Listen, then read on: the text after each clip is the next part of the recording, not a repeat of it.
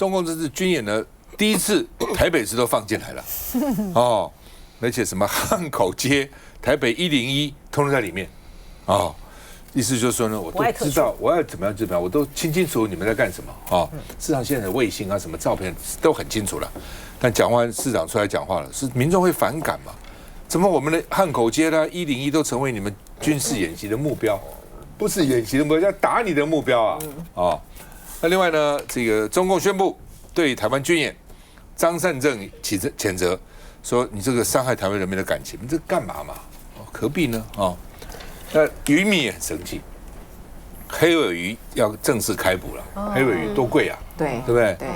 那现在军演在那边闹场，军演在那边50公里一个舰，50公里一个舰，还要射炮、射飞弹、射火箭，所以渔民就说公骂弄手气，看一下，他是我们破坏区域和平的麻烦制造者，批评中共破坏台海和平，因为愚人节共军对台军演，国军是绝对有能力守护家园，维护我们的自由民主。退辅会主委严德发对国军有信心，或许因为国军对军演早有掌握。解放军1号早上7点半公布，国军9点成立应变中心，10点展开战备操演。国防部曝光军演航机图，1号共侦获共机76架次，其中37架逾越中线，15艘共舰和4艘公务船。绿委呼吁不分党派支持国军，赖政府更要诉诸国际支持。但前文化部长龙应台投书外媒，以台湾时间不多了为标题，举乌克兰为例，川普可能讨好北京，最后背弃台湾。台湾若无和平，民主将难以维持，应该要和大陆对话，而非把未来交由他国决定。毕竟两岸对立局势升高，这番示警也是对台湾处境表达忧心。好，龙应台呢去投诉《纽约时报》，说呢，台湾所剩的时间不多，就是说你要和平，要赶快，这样搞到以后，这样搞，剑拔弩张，哦，那《纽约时报》你看这个标题，啊，叫 The Clock is ticking for Taiwan， ticking 就滴滴答答倒数，走不停的，哦，这个逝者如斯夫，不受昼夜，要用孔子的话讲，就这样，一直走，哦。那刘应台说，台湾如果不确保和平，就不会有民主。你没有和平，战争谈什么民主啊？国家都毁了，还民什么主啊？哦，老共来了，你还跟他讲民主啊？哦，那老共说我们是多方向靠近台湾岛，哦，那国军呢说4月7号要进驻20个县市模拟老共攻台，我们怎么办？这一下县市长很紧张啊，跑到我们县市来模拟哦，所以呢县市就很紧张哦。这个结果呢，国防部说传达错了。消息有错，我们只是呢要协调，并不是到22个县市去办演习啊，要叫你们地方动员兵力，没有这个意思啊，只是预先协调而已哈。来，石宝兄，来，我上节目之前呢，我们台北市5个立委开个记者会，一开始我们5个人就拿个举个牌，谴责军演，这个伤害两岸人民的感情嘛，而且你越这样子军演，台湾人民越讨厌你呀。这个事实是如此啊，我们就这样子举了牌，连喊3声。再过来，我们强调什么事情呢？我们强调说，我们希望台北市就参加演习。我们主动讲，市政府也是同意啊。我们就参加演习，请这个国防部进驻，国防部、内政部、台北市一起来。因为什么？因为他这一次针对的101 Plus 这个汉口街。这个针对性太强了。汉口街离总统府很近，对，特区的路口啊，太近了，所以一定要把这个东西来讲出来。事先我们要开这个基金会，要跟台北市政府有联系过，他们愿意这样做，那就看中央怎么去接招嘛哈。那么另外我要提到的说，他这次的演习啊，三重的意义了。对内，他要对大陆的人民有交代嘛。大陆觉得说，怎么会好像台独越来越凶悍？赖17条等等的，然后又谴反这个陆配，觉得大陆老实讲，大陆的民气现在越来越讨厌台湾了啊，所以对大陆有交代，对台湾他也讲，他也是等于说赖17条往台独再往前走一步，他不能够忍受。其实最重要是对美国 ，plus 其实对日本，日本最近前几天呢，他不是发布一个新闻吗？大家以为说，哦哟，安倍讲了台湾有事，日本就有事。大家以为说，哦，台湾有事的话，他要升起战机啊，干什么？不是台湾有事，他跑嘞，撤侨，哇，撤侨计划啊，安全的好好的，什么人开始撤，这个人那个撤等等的啊，所以他有这样子三方面意义，你就发现到说，好，习近平只要演习，只要他说最后没有去打，事实上也不会打啊，要等时间。美国都嘴炮嘛，再讲一遍嘛，支持台湾啦，什么等等的，日本到现在还没什么讲话嘞，那现在来讲的话，有这个美国可能要最近又要演习，4月份要演习啊。可是你就会发现到说，现在才发现说，其实赖清德最好的助选人叫做习近平。我们希望大陆的人士应该听到我们这一段，习近平只要一出招，只要演军演的话，这个赖清德的民调就往上。这个东西他搞不懂台湾，他永远搞不懂台湾。我记得有好几次啊，这个老公的国台办会想说，奇怪呢，这个怎么我对台湾的工作越做上面就越不满意，因为啊，那个支持统一的民调就越来越低啊，而且自认为他是中国人的这个比例又越来越低啊，说台湾人又是中国人就越来越低啊，为什么这个样子很失败啊？所以这国台办在大陆整个势力来讲，它的力量影响力是往下降，大幅往下降。那最后一点我要特别提到，这里面提到的自然是提到永安接收站，他这一次那一艘的船是 LNG 是天然气的船，那个是很严重的。今天是他给你围1天或者围2天，你可以跑个1天2天。他如果给你围10天，你怎么办？对啊，你怎么办？台湾只能够7到11天呢，最多7到11天呢。还有，其实整个来讲，一打仗不是只有看到要打仗，那个维生系统非常重要。医院，我问过我们的卫福部长，在2023年的时候，他明白告诉我们，台湾现在没有一个医院有地下化，以色列那边有啊。说战争的时候你要救人，你怎么办呢？要地下去啊，医院地下化，这些通通都没有准备好。请问，如果真的打起来的话，那些伤者、患者血浆够不够等等，电够不够，都是一个很大的问题。我们现在有些医院是有地下室了，但是在卖吃的，因为那个是卖食物啊。好吧，国军进驻22县市哈，所以地方县市长昨天蛮紧张的，我们看一下。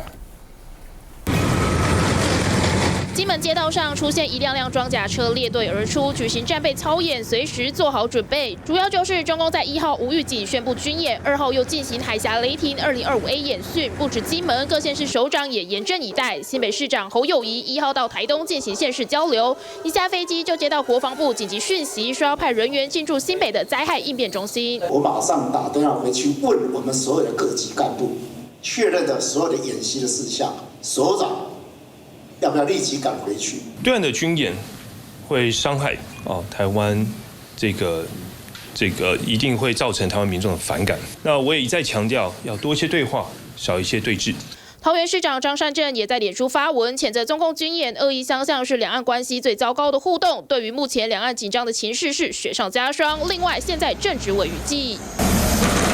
好不容易盼来业界盛事，却遇到中共军演，让渔民好无奈。渔民担心生计会大受影响，但也有人认为捕黑尾鱼的区域不在演习范围里，更何况渔民什么大风大浪没见过，所以不怕。宜兰苏澳渔业电台也广播通知渔民，如果有发现中共船舰，务必通报。中国大陆突然宣布军演，一度传出有通知各县市同步进行共军攻台演习。针对这件事，国防部表示，军方决议先维持常态，暂不进驻市府，同时按照表定7号进行进驻演练。嘉宇，我觉得中共军演真的让大家觉得出逃就贼了。从这个 AI 影片啊，然后这个环台不定期的，包括现在连图卡都做出来，甚至还引用杜甫的诗。但是对多数台湾民众来讲，只是会觉得很烦，你又来了，然后你到底想要做什么？那刚刚讲的，对渔民来讲更是烦恼，就是说，你经济受到影响。可是真的，你说蒋万安从过去双城论坛到现在，这些国民党可能觉得说，我跟老共关系还不错，但是他连军演也没有放过你啊，他还把你放在里面，就代表只当子弹不长眼哦。当他想要做这个战争，想要这个打仗的时候，他哪管你是蓝还是绿？所以大家在同样在台湾，大家应该是同一个处境，同仇敌忾，一致对外，所以才会说这个老共是我们共同的敌人。我想这个是不分蓝绿的，所以。蒋万安或者是国民党现在的反应真的是有点太慢了，因为对于这样子的一个行为，我相信是大家都应该要去谴责，而且都应该要一致的站在台湾人民的立场去守护台湾的。所以这样子的行为只会越激发，我觉得台湾民众要更团结、更一致。那最近我觉得不管是大内宣或是大外宣，大家都可以看得出来，就是说对中共内部来讲，习近平他内部如何去处理他包括经济的问题，包括权力斗争的问题。有很多的传言不断，那这个就是他现在大内宣越演越大的原因，因为他要去镇住，不管是对内的杂音，或者是对外他不管要表达什么，但是。另外一方面，对台湾来讲，台湾跟美国的关系，从最近这个美国国防部的机密文件也可以看得出来，对美国现在最大的利益就是防止中国来去占领侵略台湾，所以这个其实也是另外一个台湾现在必须密切去观察注意的地方。休息一下再回来。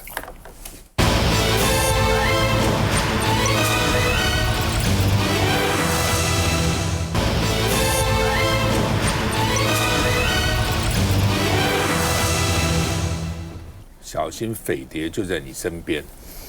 果然，游锡堃的前助理，游锡堃都是立法院院长哦。那个时候立法院长跟现在韩国也是不一样的哦，那个是完全执政哦，中央也是民进党执政哦，立法院是民进党占多数哦。那个时候可是呼风唤雨啊！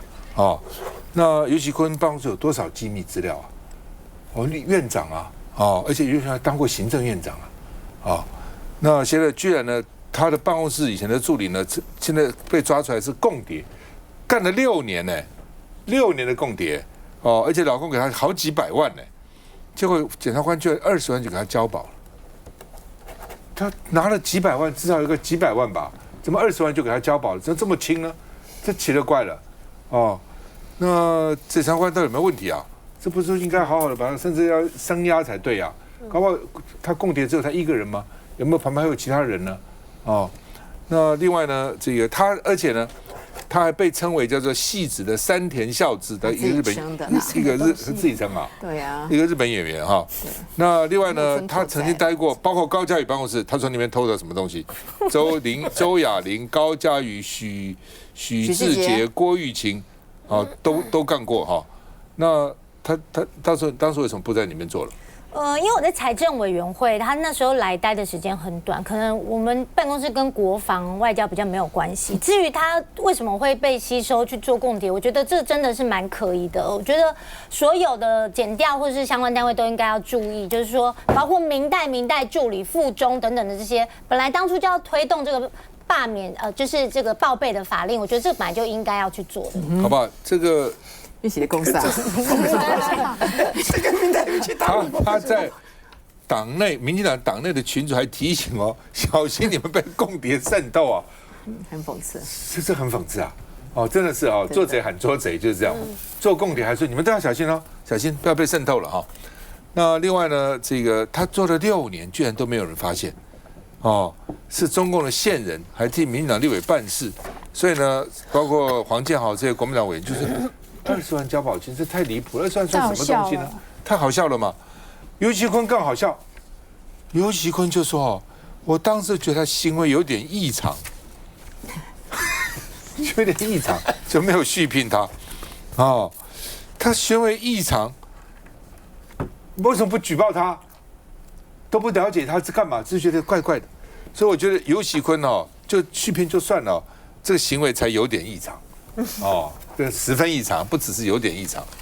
那他当他老板的好几个立委，刚刚讲民进的立委都说我们没有机敏资料了，我们资料不机敏了，机敏不会偷我们什么东西了。那共产党给他几百万干什么？哦，民进党说我们尊重司法这个办理。哦，罗志祥就说呢，说总统府的咨议也设了共谍案被收押了。哦，他是接受到深喉咙爆料。赖清德担任副总统期间，一个总统府的咨议也因为卖台被羁押，影响层面也很大哦，所以整个民进党中枢都隐而不宣，然后每次都讲国民党啊是什么受老共的指使啊，哎，我如果是老共，我搞你国民党干什么？我根本就不在乎你国民党，你有什么资料？你有什么资料？资料都在执政党手里嘛，不是这样子吗？资料怎么会在国民党手里呢？没有。如果说，而且你是想看，如果立法院长都被共谍渗透进去了，行政院长办公室没有问题啊，部会首长办公室没有问题啊。我如果老公，我一定想尽办法打入嘛。情报就两种，叫打入，一种叫拉出。打入就打到你指纹里面，一直拉出你的人，我把人拉出来做我的间谍，不想办法打入拉出啊？对行政院这样轻轻放掉啊？怎么可能嘛？哦，说另外还有立委的自己到澳门也交代不清楚，哦，现在还侦办，哦，那到底给了什么资料？所以呢，国民党就说，民进党抗中是工作，卖台是生活，卖台呢才能够真的拿到钱啊。那好吧。所以沈伯洋就说：“你看，所以到中国要被列管，就这个道理啊。那廖先祥更有趣，因为呢，这个共谍还去发动要去罢免廖先祥。廖先祥说：哦，搞了半天我是共谍最想罢免的人，共匪的间谍，人家要罢免我。哦，搞了半天是这样子哈。所以呢，王宏威他们就说，民进党是不是受中南海的指示啊？怎么这么多共谍在里面了？哦，真的啊，就原来。”大罢免是受到习近平的指示，要把这个国民党把立法院搞垮。立法院现在几乎已经停摆了，没那么乱闹一通啊，对不对？原来搞了个半天，是习近平透过民进党的这些委员，然后呢，在立法院要罢免国民党这些委员，看起来好像是这样嘛。逻辑是这样的。淑慧，我觉得共谍影响国安啊，这听起来都是民进党最在乎的，应该要杀头的重罪哦。结果20万交保。极之可笑哦！我现在看检察官要不要抗告哦。20万交保是什么概念？我再拿2个其他的例子啊，大家就知道20万是多么低的金额啊。之前花莲地检署去把我们花莲民政处的处长羁押，后来交保50万啊。我们民政处长干了什么事？他是民政处长他去查假联署，然后花莲地检署说你去查人家假联署，你侵犯人家的个资法。羁押交保50万，还抗告还没有被羁押，他又被羁押了，还没有出来。还有一个，大家记不记得之前跟这个新竹那个林那个县叫什么我已经忘了，不是那个林之前那个新竹县县长对，于正煌于正煌之前不是说投资失利，去看人家的个资，这件事情也是50万交保，也就是偷看民众的个资，哇，罪好大，50万。但是泄露国安机密交付共谍这件事20万，民进党一天到晚尤其是柯建铭最近总是拿他的拐杖，你是共谍，你是共谍，你是共谍，林濁水都是共谍，林浊水都是，全中华民国除了我柯建铭以外，其他人都是共谍，还有沈伯洋不是，他沈伯洋不是，其他人都是共谍。结果呢，我们看到什么呢？柯建铭的随扈到大陆去投资。赵天麟，民进党的赵天麟，之前国防委员会的召委亲中爱中他没有去中国大陆沈伯洋说去中国大陆要列管，不好意思，他们选在第3地交付什么事情我不知道，但是我知道水乳交融他们选在日本选在第3地交了一个大陆女朋友赵天麟。之前郑文灿、梁文杰也没有去中国大陆他去澳门所以请问一下。到底是国民党在卖台是匪谍，还是匪谍都在你们民进党身边？那今天这个盛某某还当过立法院长的助理，大家知道国民党的立委都调不到那些机密的资料之前机密的资料现在连翁小玲要一些所知我们卓荣泰还说要经过我才能给，可是请问一下，游锡堃什么资料拿不到？国防机密预算、外交机密预算，他全部都拿得到，全部都在他立法院长室摆在那里，也就是那个盛某某，他都可以 copy， 然后一份带走，那你今天把他交保，你都不怕台湾还有其他的共谍跟他有所联系，你都不怕他湮灭证据，你都不怕他串供，20万娘娘所以我想请问一下，到底是民进党觉得国安不重要？还是觉得共谍没关系，所有的东西只要不是国民党，通通没有关系。我真的觉得很荒谬看他以前我们看到共谍抓了啊，说给多少钱，有的是给几万块，有的给几十万，他是给他几百万的。对呀，然后不查20万交保。我现在看到所有的共谍好像给钱给做的就是他。对，如果给几百万，表示他的资料是很重要，资料是重要的，是有用的嘛，对不对？所以才给几百万嘛。这样就李许坤说啊，奇怪，行为怪异，就把他给减职了。然后呢，这个现在法官20万交保就可以了，不是很奇怪吗？我们看一下。这名休闲打扮的男子是前立法院长游锡堃助理盛楚英，遭报进城共谍。在2019年到大陆，有人介绍认识中共情治人员，已被吸收交付机敏资料，收100万元报酬。被见3月25号指挥调查局发动搜索，约谈到案。复讯后依违反国安法20万交保。各个办公室叫外送应该蛮平常。对此，游锡堃发声明，强调对本案没有特别意见，只判勿枉勿纵。他只是在2022年4月到职，过程发现行为有点异常，因此不满1年时间未再续聘。而盛楚英在立法院是待到今年2月，前老板就是他。非常的惊讶，完全都没有。比如说我们他在负责的可能就是我们的一个，比如说我需要咨询的这个部分，他可能会帮我准备。强调助理没有经手机密，毕竟长期在国防外交委员会有共事过的委员都叹不可思议。有一点意外，他就是在担任，比方说像我的这个不管是社群的小编，尤其盛楚英用心经营社群，还在脸书发出罢免文宣，号称是戏指山田孝之。看一看，从2019年先在新北市议员周雅玲服务处工作，2020年帮高嘉瑜选举，2021年在许智杰委员办公室，直到隔年4月离职，一路到2025年2月离开立法院。这是蛮意外的，真的没有想到匪谍就在旁边，中央也必须就是说正视这个事情。也有某办公室助理查出有助理到澳门交付机密资料，匪谍共谍就窝藏在民进党党团里面。柯总召出来来对外界道歉。来，振宇。大家可以看到，它的整个的历程，从地方到中央，无孔不入啊。所以民进党告诉我们，从2016到现在，到底你们藏了多少的共匪在台湾？你们口口声声说，我们要抗中保台，结果你还是赢双手欢迎啊，还是用国家人民的纳税钱去养这个共谍啊。然后你告诉我，现在20万就交保，难道是你现在中华民国政府放共谍回去串供吗？不用回答我们吗？请问一下，现在整个台湾的司法体系、国安单位、相关的情治单位，你们的资讯在哪里？荒谬嘛！整个台湾，大家现在讲说共谍就在你身边，听起来好像，好像是个玩笑话。可是各位，现在军演天天每天在台湾附近，已经变成是一个常态化了。他们军演的方式连名字都不称了，把台湾变成内海了。民进党你执政了2年。不好意思，将近了10年，2任的总统，2个不同的民进党代表的总统，你告诉我现阶段台湾你怎么抗中保台？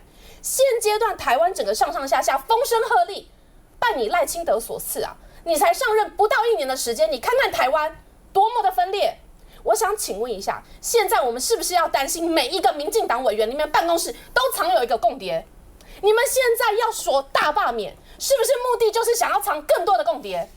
如果不是，请你民进党站出来，大声的呵斥这样的行为。如果没有的话，请问一下，20万交保，难道你不担心你所有的国家机密跟情资全部被带回中共吗？民进党你要小心，你们很有可能就是国安最大的破口。而且那个沈伯洋很蠢啊。他讲说什么？对，所以限制大家去大陆还有港澳就是要登陆啊，是有道理的。因为纳管，对，要纳管啊，要登陆嘛纳管。这怎么那么蠢呢？就是我今天人不用去那些地方，他在台湾没有接应的吗？那他自然可以去交付那些的资料，而且更何况呢？他因为他是游锡堃立法院长办公室的大助理。那就很多的这些部会首长都会对他，很多部会都要对他以礼相待。你有什么东西拿不到？然后发生了这么大的一个事情，沈伯洋只能够讲出这么一点东西，然后我们这个国家的很多的什么国防啊，还这么看重他的意见，这个国家真的是快垮了。再讲一次啊，老共如果要去打入这个去偷你的资料，蓝营是没有什么资料的，蓝营有什么东西啊？立委能够知道什么资料？很多也拿不到，都在行政机关，他有权利嘛，有权是行政机关嘛，对不对？所以你行政院长，你旁边的人，你的办公室里面，部会首长办公室里面的人，还有行政院这些大官，老共不想去接受你们，不想跟你们这个想办法从你们那弄资料，才有鬼的。休息一下再回来。反正就是啊。